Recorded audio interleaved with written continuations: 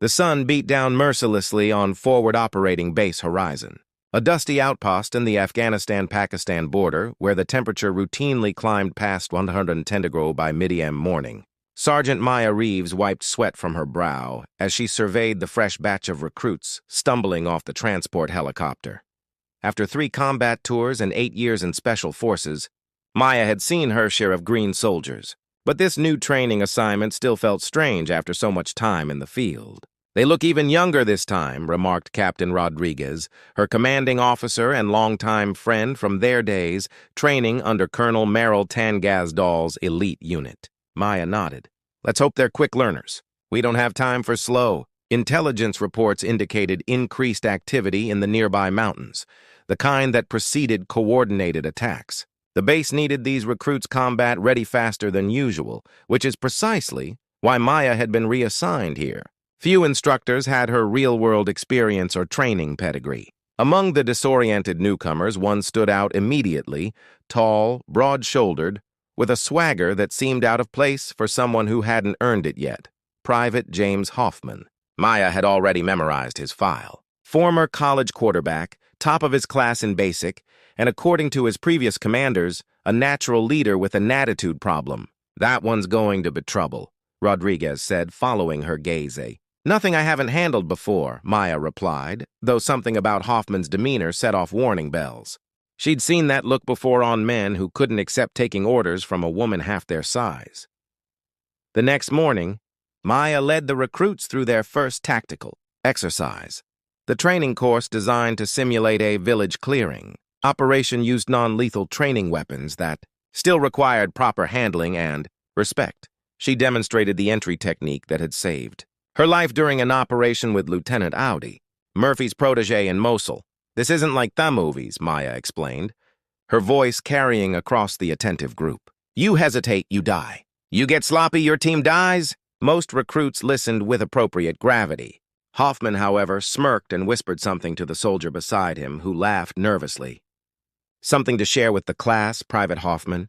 Maya asked. "No, ma'am," he replied, the honorific sounding more like an insult. "Good. Because the techniques I'm teaching saved 16 hostages during the embassy operation with Colonel Eileen Collins. I'd hate to think you know better." The first run-through went smoothly until Maya paired up with Hoffman for the room-clearing demonstration. As they approached the doorway, Maya sensed the change in his posture before she saw it. The subtle shift in weight, the tightening grip on his weapon. When they entered the room, instead of covering his sector as instructed, Hoffman swung around, training his rifle directly at Ma's head. The room fell silent.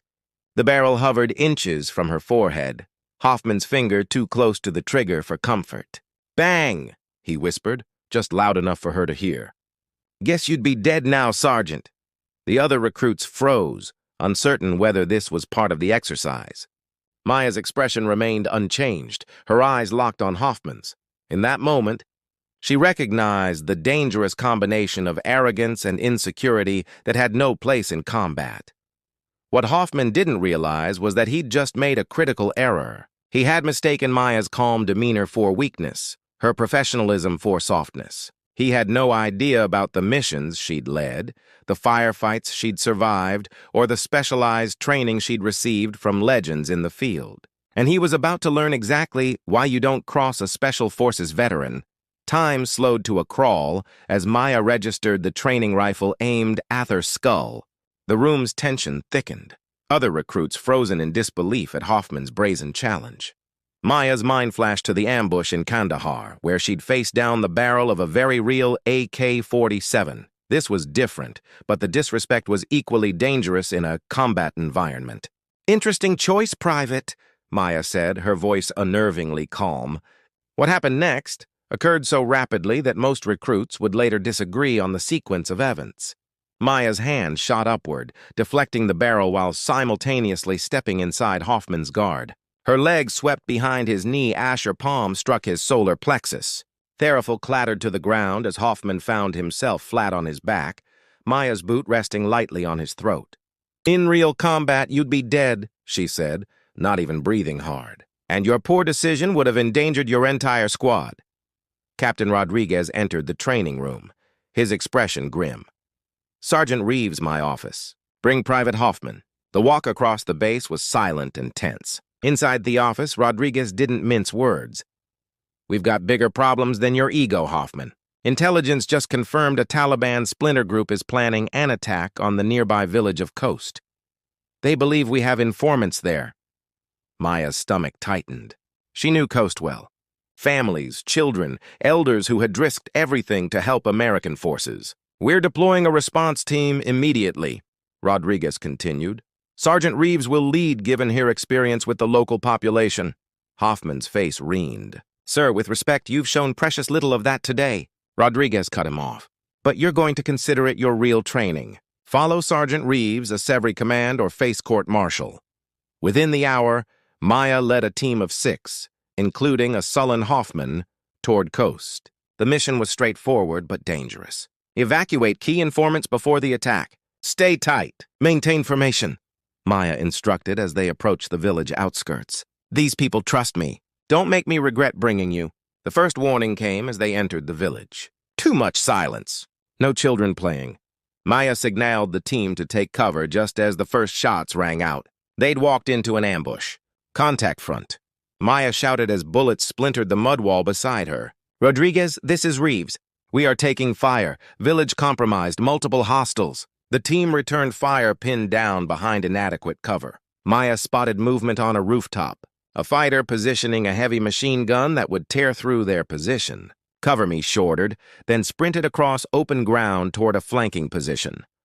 Hoffman watched in disbelief as Maya moved with practiced precision exactly as she demonstrated in training. 3 quick shots and the rooftop threat disappeared. The radio crackled. "Reeves be advised QRF is 20 minutes out." "Too long," Maya muttered. She spotted their primary target. The village elder and his family huddled in a building across the square. Between them lay 30 Amiri of exposed ground swept by enemy fire. "We need to reach that building," Maya said. "I'll draw their fire. When they focus on me, get to the family." "That's suicide," Hoffman protested, genuine concern replacing his earlier arrogance. "This is what we do," Maya replied simply. Before anyone could object, she broke cover, firing rapidly while zigzagging toward a new position. Enemy fire immediately concentrated on her. A bullet grazed her arm. Another tore through her vest. Hoffman hesitated only briefly before leading the others toward the family. As they reached the building, he looked back to see Maya take a hit to the leg, stumbling behind a well. The Taliban fighters began converging on her position, sensing vulnerability. Hoffman made a split-second decision that would change everything. "Protect the civilians," he told the others, then charged back into the open directly toward the fallen sergeant, who had just hours ago been at the wrong end of his rifle. Blood soaked through Maya's pant leg as he pressed herself against the crumbling well, calculating her dwindling options. 3 hostiles were advancing on her position and her ammunition was running low. The pain was manageable. She'd endured worse during the operation with Colonel Eileen Collins, but her mobility was compromised. She prepared to make her final stand when unexpected covering fire erupted from her right flank.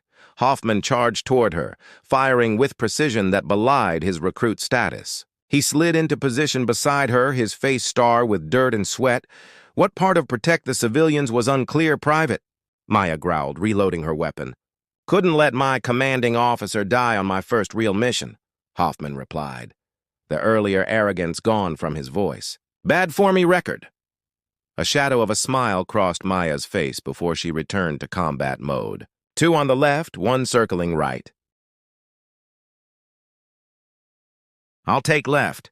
They moved in perfect synchronization as if the training room incident had never happened. Mia's shots found both targets on the left while Hoffman eliminated the flanking threat.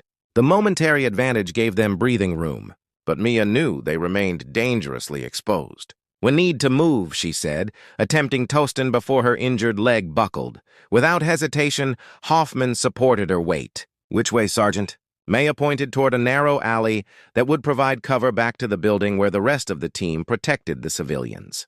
They had covered half the distance when the distinctive crack of Asniper rifle echoed through the village. Hoffman stiffened, then stumbled forward. "I'm hit!" he gasped, a dark stain spreading across his shoulder. Maya shifted, now supporting him instead. "Keep moving, soldier."